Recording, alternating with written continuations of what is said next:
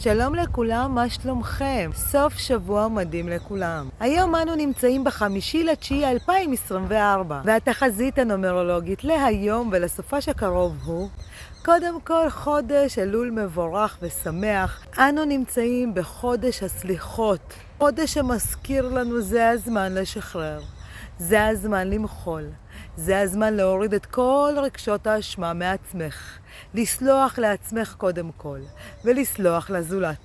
הסליחה מתקיימת לא כי היא מצדיקה את הסיטואציה.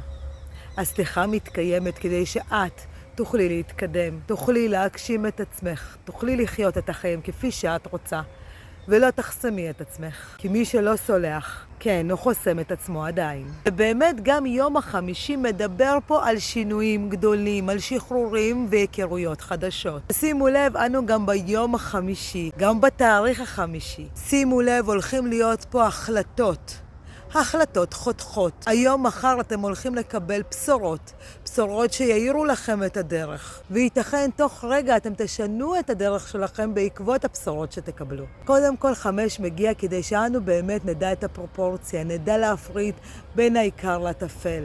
נשים את עצמנו בראש סדר העדיפויות.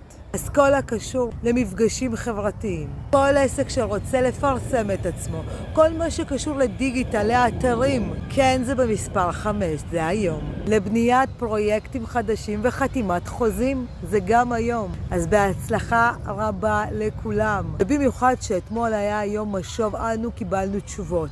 ובהתאם כך גם הבנו יותר, וכך גם ההסתכלות שלנו משתנה. חשוב לציין, שימי בסופש הזה דגש על עצמך, על הרגשות שלך.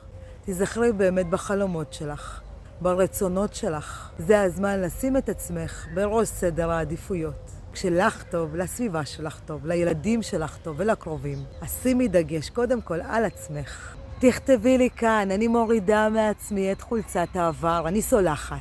ומתקדמת הלאה. שיהיה בהצלחה רבה לכולם. סופש מדהים וחודש אלול מבורך. אני מאוד אוהבת אתכם.